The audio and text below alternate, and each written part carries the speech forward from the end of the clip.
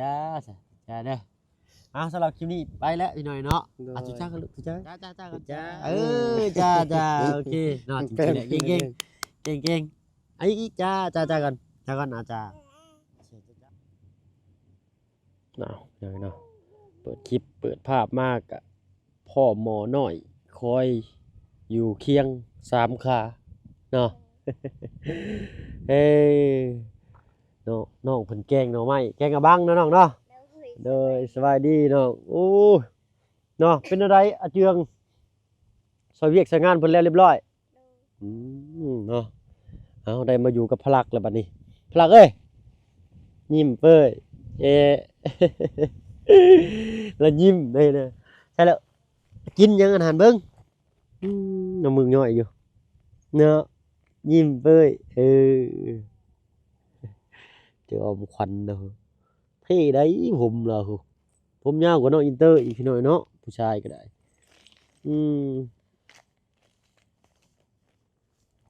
ตาเปียกหากระตื่นมาเนาะ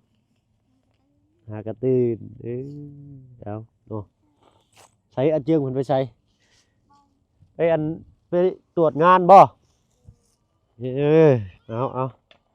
ใส่น้องอาเจียงตรวจงานอยู่พี่หน่อยเนาะไปได้น้องผ่าน QC เรียบร้อยเท่าโดยสบายดีน้องโอ้ฮักกันแล้วเวียกบ่อาทิตย์เอาเนาะติดตึมก่อนจังว่ากันโดยโอ้ใส่เสื้อลายโต้แท้มื้อนี้โดยหนาวเนาะโดยไอ้ว่าฮ้อนเด้มื้อนี้หาเราเก็บตะปูตะแป้งยันลูกเมียย่างมาบัดเหยียบพอแห้งแล้วเนาะมีแต่ตะปูซิบซ้ำโตเนาะเป็นไดน้องซอยเวียกซอยงานเพิ่นแล้วจักมื้อ2 มื้อ2 มื้อโดย2 มื้อนี้แหละวันนี้มื้อแรงก็ต้องไปนอนเฝ้าอีกบ่โดยตอนแรงก็ไปนอนอีกแล้วเนาะแต่ว่าเฮาบ่ได้ไปนอนแม่นแท้เฮามีลูกมีเต้าโดยเมียเป็นอะไรเมียท้องอีกแล้วโอ้ไปเฮ็ดบ่ได้อยู่ว่าท้องอีกแล้วเนาะเอาธรรมดาพี่น้อยเนาะสั่งครอบสั่งครัว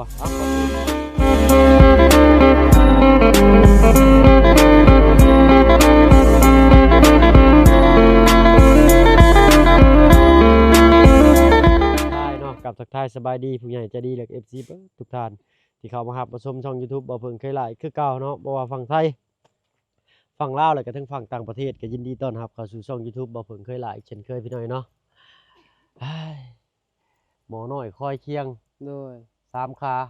พดลวงแกงกะบังโดยแกงกะบังมื้อนี้ลาวก็ได้เนาะว่าหากะสิพากินข้าวเที่ยงกินแล้วข้าวเที่ยงไว้กินแรงบัดนี้เนาะโดยเอาทั้งสร้างนี่น่าสิมื้ออื่นแล้วเนาะเพิ่นมาเนาะโดยมื้ออื่นเอาเนาะไว้ดอกทางนี้นี่ดิ1 2 3 4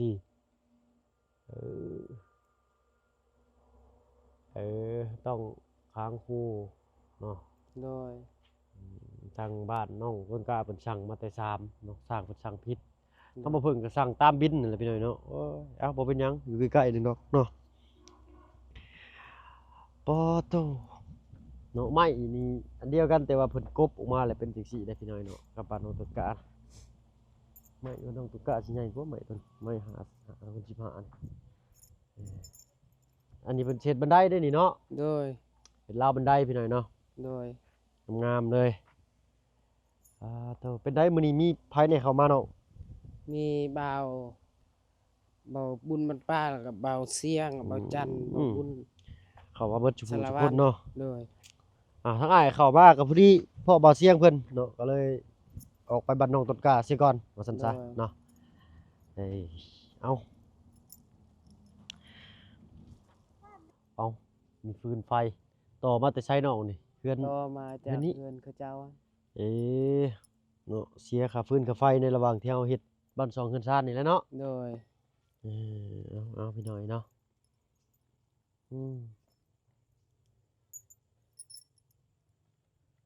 บ่อันนี้คือยังใหม่บ่เบิดอยู่เนาะโดยยังบ่หมดค่อยๆเผาเด้อบ่ต้องเผาลายเด้มันแกะจังจะมาแตกปกเปกไปตัวที่ผ่ายังนอกเจืองตกอยู่พุ่นทิ่มแล้วบ่น่ะ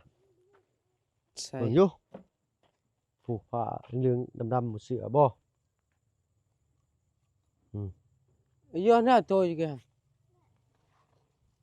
อืมไม่นี่ครับแค่นี้เนาะ ไม่ได้แต่เยอะกล้วยแต่บ่หายก็ มีหยังปะนี่ กล้วยก็บ่หาย อืม บ่ Iya, tuh aja rek mengayun nang โอเค อืมพี่หน่อยเนาะ โดย มื้ออื่นสร้างสิเข้ามาจักคนน้องเพิ่นมาเฮ็ดเพิ่นมาประจำอยู่นี่3บ่หรือ สอ 2 ง 2โอ้2คนเพิ่นมาเฮ็ด2คนตลอดบ่นี่ โดย ไวอีหลีเนาะ โดย จักมื้อเลยนี่ สามกับเฮานั่นแหละ 3กับเจ้านำ โดย เนาะอดเอาน้องๆเนาะ โดย ซอยเวียกซอยงานเพิ่นเต็มที่แล้วก็ได้ โดย ไม่มีไม้เศษบ่ถ้าไม้เศษมาเลยเปลี่ยนนี่ออกเด้อน้องเด้อ โดย ถ้าไม้เศษนะไม้ที่มันเหลือนะเพราะว่ามันได้มันต่อกันนี่มันบ่อยากคักปานใดปะลุงเพิ่นว่าเนาะ โดย มันเพิ่นถือหั้นนะเนาะมันก็บ่ดีหั้นแหละพี่น้องมันได้มันต่อกันสิต่อไปเรื่อยๆว่าซั่นซะ โดย โตลมอยู่แต่ว่าร้อนอ้าวอีหลีนี่เนาะเป็นได้ขึ้นไปเช็คเบิ่งกินนี่ บ่ได้ไปเฮือนไปเช็คแต่ว่าเห็นเฮือนแล้วก็ดีใจ เห็นเงินเลยดีใจขึ้นไปเบิ่งซื่อ โดยขึ้นไปเบิ่งต ไปเลือกบ่อนอนไว้แล้วบ่จักอันนี้ โดย เนาะจักเทื่ออะไรมื้อนี้ขึ้นไปนี่ สอง ช่องแหละ โดยเห็นแล้วก็ดีใจเห็นเฮือนแล้วก็อยากขึ้น แม่นแหละเนาะทั้งเฮาเห็นแล้วกันยังดีใจนำ โดย เพราะได้เป็นน้อยๆได้พี่น้อยเนาะหักขึ้นโค้งห่างมาจริงๆนะ4คูณ6หนูบ่ได้น้อยจักดีเลย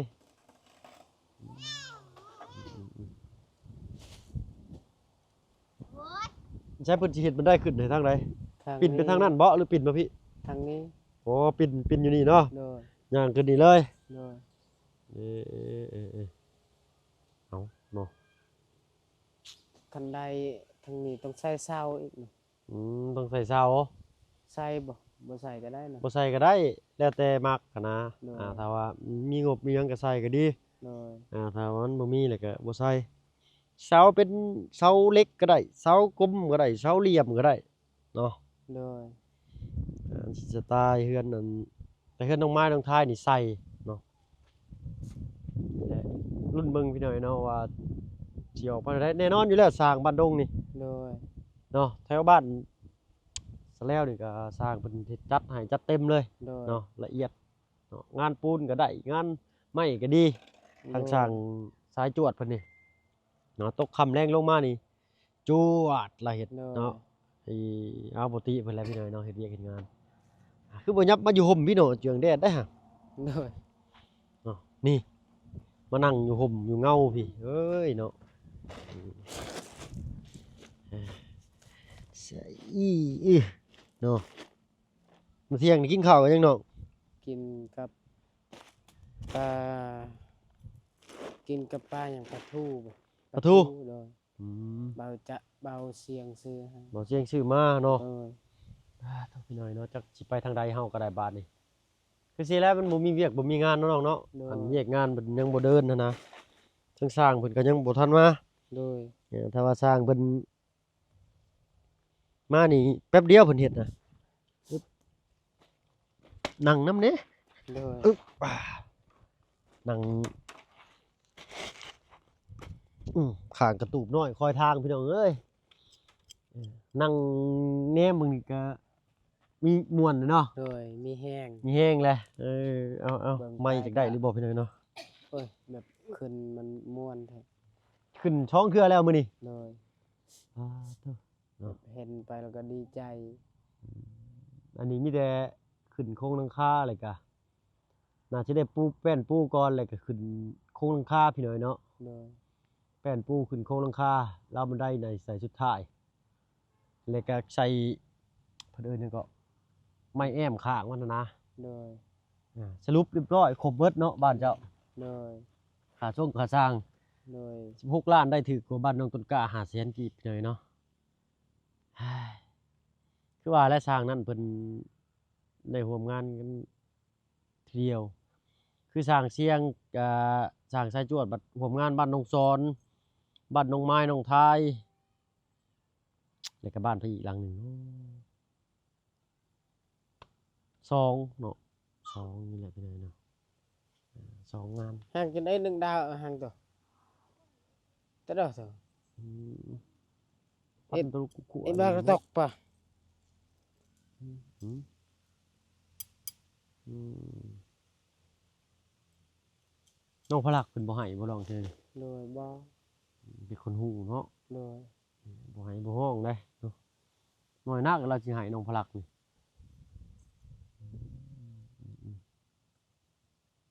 พอโตเราตาบก้นรถบ่น่ะ ก็เห็น แม่น สมัยอ้ายตะกี้ก็แบบนี้แหละเห็นรถจีนน่ะรถโคลาวน่ะเอาลวดห้อยจังซี่แหละ โดย ดังไปคือมะขามแล้วก็มะขามสุกนะ โดย เอาน้องช้อนเพิ่นบ่ได้มาเล่นมาแอนนำบ่มื้อนี้ บ่เราก็ยันข้าวเวียกนี่ คงสิได้หาก็ได้นอนพักผ่อนบ่จักทางไหนก็ได้พี่น้อยเนาะเห็นน้องเพิ่นสิบ่ไหวแล้วเฮาก็เลยปล่อยน้องมันไปพักผ่อนซะ โดย หัวหยุงหัวฟูหยุงหัวฟูเบิดเราก็ได้เนาะ โดย ชามงานติดเลยเนาะสุดเจ้าเนาะ โดย พอตู้แม่ตู้พอตู้แล้วก็ป้าน้องรัดบ่ลืม 3 4 จีเลย โดย จักสิเป็น ฤดูกาลที่แบบว่าสูญเสียอีหลีเด้หมู่บ้านนี้ก็ได้เนาะ โดย ทั้งบ้านอ้ายคือกันถ้าว่ามีผู้ไปผู้หนึ่งแล้วก็ไปเรียนๆกันจังซี่ได้ โดย เนาะอยู่ไสคือกันเด้ ใช่กินน้ำกินน้ำป่ะ โอ้ยอ้ายกินแล้วเด้บ่อันนี้อ้ายก็มีเอาไว้ทางสร้างเพิ่นเด้อน่ะเด้อเอาไว้ทางสร้างเพิ่นกินแล้วเบิดได้บ่น้ำกินเบิดได้บ่ทางบ่เสียงเพิ่นเอามาอีกบ่ โดยยังแพ็คนึง นั่นแหละเนาะเอาไว้ให้ทั้งชื่อเจ้าอะไรกินเด้อเอาไว้ให้น้องพลักกินน้องพลักนะ บ่เอาไว้ให้ช้าง ไว้ให้สร้างโอ้ยสร้างมันถือมาเองเพิ่นสร้างนะเพิ่นเอาตุก20ลิตรโลดมานะตั้งตึ้มเทใส่กระติกน้ำแข็งห้วยลงเพิ่นเฮ็ดนะคักคือหยังนี่เย็นจ้อยแล้วแหละ โดย 3มื้อดี4มื้อหนาวอยู่พี่ก็ได้พี่น้อยเนาะ โดย ขับจังหน่อยก็ได้ฮดพักอีกแล้วนี่เนาะ โดย เฮ้ยเฮ้ย เอ๊ะ โอ้สิกินน้ำมากินพี่เขาอุ้มหน่อยมันนึงคืนหน่อยนึงดุยโอ้เดมือฉลนใช่โอ้อยากได้ไม้ดึง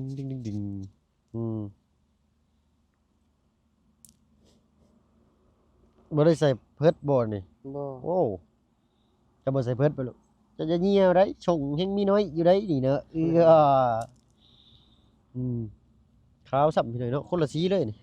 ว้ายโอ้โหบ่หินแล้วก็สิเอาใส่ปาก โดย โหดอีหลีอันนี้เนาะ ดีนี่มัน บางทีจับดีเด้อเจ้าขอบ่ได้จับจ้ะขอบ่ได้จับจ้ะเด้ออยู่เบิ่งปลาลุงยังปลาลุงตุจ้าเด้อตุจ้าเด้อตุจ้าเด้อตุจ้าตุจ้าตุจ้าก่อน อยากตัดผมเนี่ย อยากตัดผม โดย ต้องเอาแบตเตอรี่อันตัดหรือว่าต้องเด้อบ้านเฮานะไถตวดมันจังกี่บ่หลาย โดย ถ้าว่ามีตัดมีเช็บเล็กน้อยเพิ่นติงระยะมันถึงเพิ่นนะเนาะแบตเตอรี่ในรถเบาจันน่ะสิมีอยู่ โดย ดูรถแต๊ดนี่จับเพิ่นนี่ก็ดิจอกเพิ่นเอาของเล่นหยอกแล้วก็เย้โอ้เสียงดีแท้เฮ้ยนะเฮาเสียงดีแท้ปึ๊บเนาะจังได๋ก็แล่นแล้วนี่ โดย 6 เดือน7 เดือนแล้วบ่นี่ โดย คิวเพิ่นน่ะนะเอ้ยตัวบ่ดึงเด้เฮ้ยบ่ดึงเด้คนมีแป้วจอมทั้งหน้านี่มีควันทั้งหน้านี่บ่เคยเห็นจักเทื่อพี่น้อยทางบ่เพิ่นก็ได้หาเห็นน้องพลักคนนี้แหละเป็นแว่นอยู่นี่เอ้ยผมตั้งเป้ยเลยแหละนี่ฮะ โดย สาวแลนน้ำโคบๆแลใหญ่มานี่เนาะแม่นบ่ โดย นี่เอาตัวบ่ได้บ่ไม่ง่ายไม่นะบ่าวอันตกน้ำเลยแต่ว่าได้หรือบ่พี่น้อยเนาะไว้บ่กินมันเปื้อนเสื้อเปื้อนเด้เสื้อญี่ปุ่นเสื้อถือญี่ปุ่นน่ะบ่เอา ถึกญี่ปุ่นมันสิเข้าท้องเจ้ามันก็ลิงเลยงิงๆๆๆๆนั่นงิงๆๆนั่นอะตัวอะตัวอึ๊บเย้อะได้ๆๆๆยิ้มกันหน่อยๆเนาะเออไปนำไผก็ไปเบิดอันนี้เนาะ โดย คือน้องอินเตอร์นี่เว้ยนี่มือมาเอานี่ฮึแล้วเจ้าเอ้ยบ่ให้เราสิอมมันถึกน้ำเทื่อหนึงนี่โอเคเนาะมันสิถึกน้ำเรียบร้อยแล้วบัดนี้ตึงอืมไม้อันนี้คือไม้เจ้าใหญ่มาแล้วเจ้าฮัลโหลโลดเด้อฮัลโหลเทสสิเด้ออื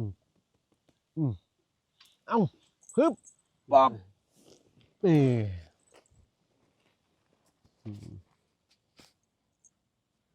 บ่ให้บ่ฮู้ปะอยู่ไสก็แม่นอยู่หั่นโลดเนาะปะให้นั่งอยู่กลางเดินก็แม่นบ่ได้ไปไสพี่น้อยเนาะสำเอาสำว่าเอาย่อหินไปตั้งไว้ โดย บ่ได้สิว่าสิคร้านหันคร้านนี่คือน้องอินเตอร์เด้ โดย น้องอินเตอร์นี่ปะปรับนี่หันหลังฉบาดหนึงนี่ไปแล้วอะนะฮะผู้ชายนี่เนาะบ่ดื้อเลยไผว่าลูกผู้หญิงบ่ดื้อนั่นน้อยไปเป็นน่ะ อ่า ไล่เก็บเอาคือเก็บปูใส่กระด้งนะพี่น้อยเนาะ น่าฮังเอ้ย หินด้านได้นี่เนาะสบายแต่เฮือนถ้าอันเพิ่นนี้เนาะเพิ่นมีน้ำบ่ โด ได้ ย เพิ่นมีน้ำบ่ได้ เอ้ย น้ำบ่ได้ก็10ปลายล้านเกือบ20บางบ่อนก็20พี่น้อยเนาะโอ้ย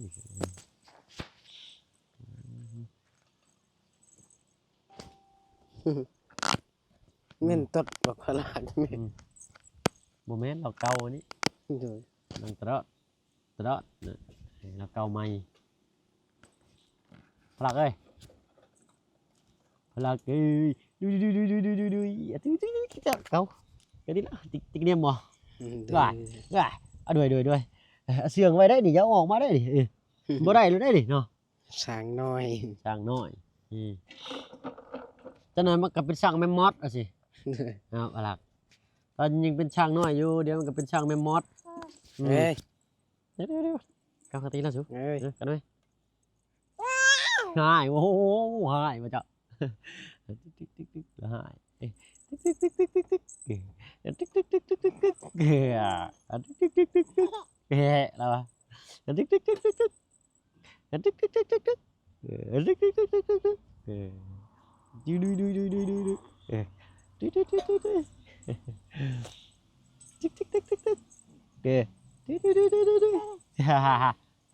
าได้พันเขียวเด้เอาอีกนี่ยอมเลยบ่โอ้เรามีเขียวไว้แท้6เดือนหนึ่งเนาะ โดย เพราะตัวน้องอินเตอร์นั้น6เดือนนี่เขียวยังบ่ทันออกพี่น้อยเนาะปี6เดือนฮักออก4เล่มบ่คือ6เล่มนี่แหละเนาะปี6เดือนแล้วบ่น่าสิฮอดได้นี่เอายาบ่โดยยาเลยจ้าจับมือไว้อีกได้หน่อยเนาะบ่ให้เฮ็ดเอาเขาเฮ็ดแน่จับไว้เขาเฮ็ดอีกได้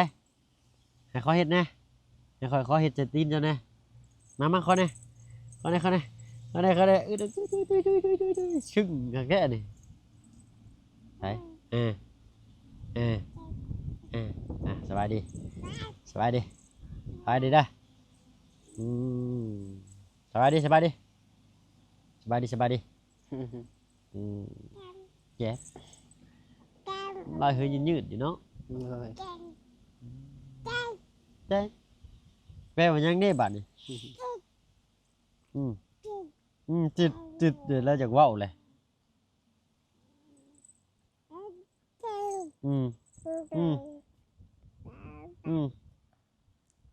อีกประมาณ2เดือนนี่แล่นแล้วนี่ตามเบิ่ง โดย เฮงๆไว้อีหลีเลยเนาะวิธีบ้านเพิ่นก็เลี้ยงคือเฮาเฮ็ดคือเฮาถ่ายเบิ่งแหละพี่น้อยเนาะเด็กน้อยอันสิบ่ใหญ่ทางนี้เนาะสิบ่สูงสิบ่ใหญ่แต่ว่าแข็งแรงไวเด้ โดย เนาะคือบ้านเฮานี่เลี้ยงประกบประงมนั่นน้อยหนึงก็เป็นน้อยหนึงก็นั่นนี่โดดใหญ่ช้าซับเด้ โดย เนาะบ่เพิ่งออกมาแต่สวนน้องต้นกล้าพี่น้อยเนาะป๊อดเด็กน้อยอันความสูงก็ประมาณส่ำนี้ประมาณบ่ฮอด80เซนซำนะ80ประมาณนี้พี่น้อยเนาะ80เด็กน้อยๆอะพายกระเป๋าดิกระสอบน่ะไปหาเก็บเหล็กซากเหล็กที่เกิดจากสงครามน้องต้นกล้าเว้าสู่ฟังในนำทางพี่น้อยแต่ว่าบ่เพิ่งบ่ได้บันทึกวิดีโอในตอนนั้นพี่น้อยเนาะตอนขี่รถกลับออกมานั้นมีบ่หวานเจ้าเด็กน้อยไปหาเก็บเศษเห มี ล็กมีเนาะ โดย ไปเทื่อหนึ่งก็พวกหลายคนเลยเนาะไป โดย ผู้ใหญ่ก็เก็บเด็กน้อยก็เก็บได้พี่น้อยเนาะแต่ว่าสิบ่ทันเด็กน้อยส่วนมากเนาะ โดย บัดสมมุติเอาเพิ่นไปเจอตัวที่แบบว่ามันยังบ่แตกได้เพิ่นสิฮู้ได้เนาะ เราฮู้แล้ว เด็กน้อยอะได้ โดยเราฮู้ คือว่าแหละพี่น้อยเนาะทางนี้เพิ่นก็บอกสอนลูกเพิ่นว่าอันมันเป็นจังซี่จังซี่อะนะแต่มันก็อันตรายก็จริงพี่น้อยแต่ก็เคยมีบ่เด็กน้อยไปเก็บแล้วมันตุ่มต่ำใช่ดิ บ่เคย บ่เคยเนาะ โดย ในแถวบ้านเพิ่นนี่บ่เคย โดย แถวอื่นก็บ่ฮู้เนาะ โดย แต่ว่าอาจสิบ่เคยคือก็มีคือกัน เพราะว่าเพิ่นก็บอกสอนลูกเพิ่นเลยเนาะไปเก็บฟาดเวียดเขามาซื้อพี่น้อยเนาะเศษเหล็กที่มันเข้าสนิมที่เกิดจากซาก โดย ปลักหักพังตั้งแต่ช่วงพู้นแหละพี่น้อยเนาะเว้า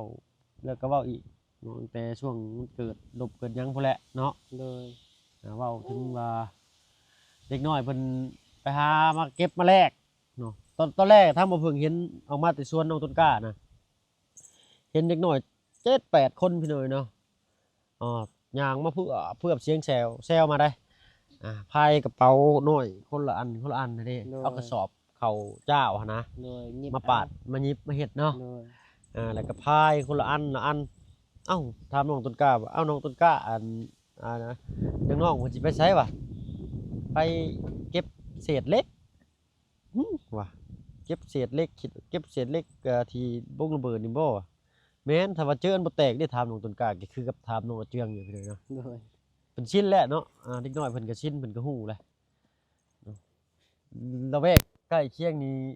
เศษเหล็กนี่แทบสิบ่มีเลย โดย เนาะ โดย เพราะว่าเด็กน้อยเก็บพี่น้อยเนาะป่าหมอกป่ามันคือกันนอกจากว่าโตฟังดินเลิกๆแล้วบ่เห็นนั่นนะแถวใกล้ๆแบบนี้เคยบ่น้องแบบมันตึมมานี่ บ่เคยเห็น บ่เคยเนาะ โดย ในละแวกที่คนอยู่นี่เพิ่นก็สิหน่วยเก็บกู้เพิ่นก็สิมาตรวจเป็นบ่อนแรกเลยพี่น้อยเนาะในบ่อนที่ประชาชนทำการเกษตรบ่หรือว่าทำไร่ทำสวนเนาะดีอย่างหนึงที่มีรถดุดหรือว่ารถฟอร์ดนี่มันไถนาดินแล้วมันพ่นขึ้นมาเนาะ โดย เคยมีบ่น้องแบบว่ารถฟอร์ดแล้วตึมขึ้นมานี่ บ่เคย บ่เคยเนาะ โดย ก็ถือว่าเป็นเรื่องดีพี่น้อยเนาะลมแห้งช่ำบัดนี้เพิ่นสิเฝ้าจักมื้อน้องเพิ่นจะสิแยกย้ายไปเป็นปกติไปหาอยู่หากินมัน เอามื้อนี้แล้วครับไปเผา เฝ้ามื้อสุดท้ายนี่ แม่นมื้อเช้านี่ครับไปเผา อืม มื้อวานนี่มันเสียเลย แอปแอปแอปแอปแอปแอปแอปแอปแอปแอป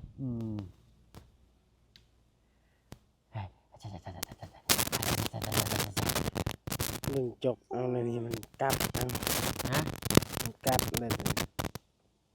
มือเปื่อนจะไปจกปากลูกวะเข้มเนาะเข้มเนี่ยเอ้ย เบิ่งแควเบิ่งแคว ใช่ลูกแขวลุมบ่มี อันหนึงแควลุม ใช่ นี่ เยอะกันแล้ว นี่กำลัง กำลังสิวิทย์กำลังสิออกมาเนาะทั้งเทิงนี่จักเล่มเลยทั้งเทิงลูก ถึงซีแล้ว โอ้ทั้งเทิงสิ นี่ ว้าวแขวเล่มใหญ่แท้ลูกเอาพอแล้วเพิ่นสิให้ ซี บ่ให้ยิ้มเฉยคนนี่เชิงนี่ฮึบ่มีให้รุ่นนี่เนาะผลิตมาหลายๆรุ่นนี่เนาะ เลย มันจึงเอายากไอ้เจียงเลยเนาะ เลยเอายากเลย บ่ไปว่าคันว่ามีจังจี้ก็บ่มีเลยพี่น้อยเนาะบ่ให้บ่ห้องนี่ถ้าว่ามีแนวเลี้ยงแนวอันนั้นเพิ่นนั่นนะอืม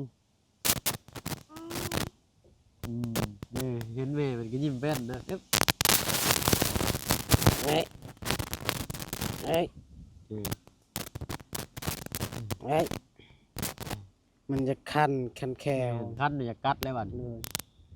กัดผ่าแล้วบัดจมเลยบัดนี้อ่ะ ว่าผู้เดียว เออธรรมดาเลยเนาะเด็กน้อยว่าเพิ่นก็แบบว่าก็คือเสียกวิวัฒนาการของเด็กน้อยจังซี่แหละเนาะเอ้ย โดย กลางคืนนี่ถ้าว่าเพิ่นอารมณ์ดีๆนี่เพิ่นสิแจ๊ะเป็นหยังน่ะ จับนั่นยากันยุง โอ้ยบัดไป จับแล้วก็จักนี่แหละนั่นแหละบ่ให้มันบ่ฮอกเลยบ่ฮู้ บ่ให้บ่เนี่ย โดยจับแล้วก็มันบ่ให้เลยถึกไผ เก่งลูกใช่เบิ่งเบิ่งอันว่าเบิ่งนี่เขาเบิ่งนี่เดี๋ยวเขาเบิ่งนี่ไฟยากันยุงดาดไปเลยเนาะบ่ให้น้องอินเตอร์ช่วงหนึงคือกันไปเลยเนาะแม่ตุ้นไข่ให้อะนะกำลังตั้งนั่งอะนะแล้วก็กำลังคือจังซี่แหละเนาะเอามือน่ะกำลังจับถ้วยมานี่แบบว่าบ่ได้ให้ลูกบ่ได้ให้เอาอันมือไปต้วยถึกแล้วมือเราพองโอ้ลูกให้นั่นทั้งพ่อกับแม่เราคือจังว่าเจ็บแท้ๆพี่น้องเนาะคือแบบเฮาบ่ได้เบิ่งเอาสินะความรู้สึกแบบรู้สึกผิดเองอะนะฉันสิให้ได้แย่ฉันสิให้แล้วให้โอ้ใช้เขาเบิ่งแน่เบิ่งให้นำบ่าเบิ่งแน่เขาเบิ่งแน่โอ้ต้องพี่หน่อยเนาะเบิ่งจกตากันเลยบาดนี้แหละ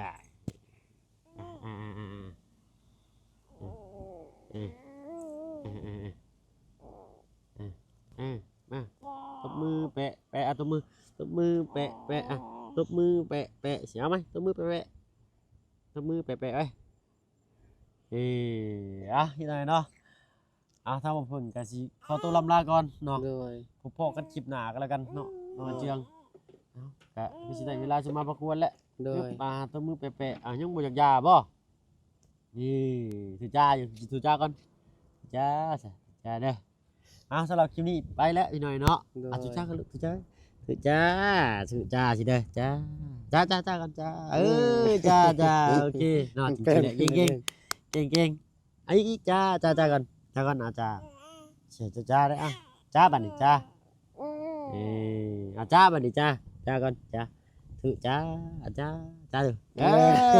ต้องช้อนเด้อ โดย ต้องช้อนลูกตลอดน้องเด้อ เรา โอเค เป็น จ้าเนี่ยมันต้องเฮ็ดให้เพิ่นเบิ่งเลยก็จับมือเพิ่นใส่น้ำ โดย จ้าโอเคบ๊ายบายเด้อมื้อหน้าพบกันใหม่เด้อเฮาเด้อเนาะไปพี่น้องพอๆกันคลิปหน้าสำหรับคลิปนี้ทำมาเพิ่งน้องอาเจียงและน้องพลักขอตัวลำลาแล้วเนาะสบายดีจ้าไปพี่น้องจ้าโอ้ใครอยู่แต่ได้คิดว่าแบดเบิร์ดได้นี่เนาะเอาพอๆกันคลิปหน้าพี่น้องเนาะสำหรับคลิปนี้ขอตัวลาลงแล้วน้องเพิ่นกัน1 ข้าว 1 น้ำอีกบัดเอาเนาะสบายดีจ้า